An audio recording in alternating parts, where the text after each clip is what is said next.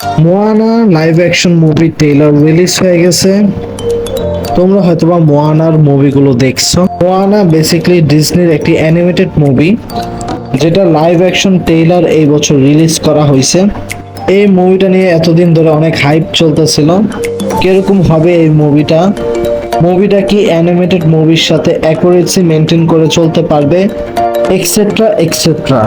লম্বা সময় ধরে আমরা শুনতেছিলাম যে রক মাউইর ক্যারেক্টার প্লে করবে এবং জেন্ডেয়া মোয়ানার রোল প্লে করবে, বাট মোয়ানার কাস্টিং চেঞ্জ হয়ে গেছিল। যে মানুষরা এখন মোয়ানার রোলটা প্লে করবে তার নাম হচ্ছে ক্যাথলিক।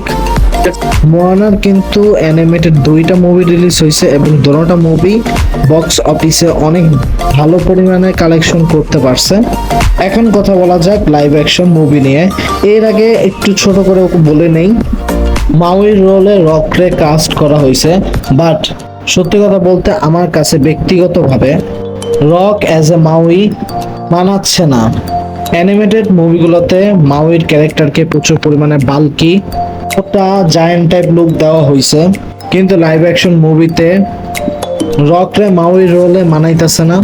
ট্রেলারে আরো একটা জিনিস লক্ষ্য করতে পারলাম, সেটা হচ্ছে মোয়ানার সাথে মোরগটা যে ফেক ওইটা বোঝা যায়। যদিও এটা ট্রেলার আর অনেক কিছু চেঞ্জ করতে পারে বা সম্পূর্ণ অ্যানিমেটেড মুভির সাথে অ্যাকুরেসি মেনটেন করতে পারে। এখন দেখার বিষয় হচ্ছে এটা বক্স অফিসে কেমন কালেকশন করতে পারে, কারণ how to train your dragon এটা যখন লাইভ অ্যাকশন ভার্সন রিলিজ করা হয়েছিল থিয়েটারে, যেই বাজেটে এই মুভিটা তৈরি করা তার থেকে অনেক বেশি পরিমাণে টাকা এই মুভিটা আর্ন করতে পারছিল।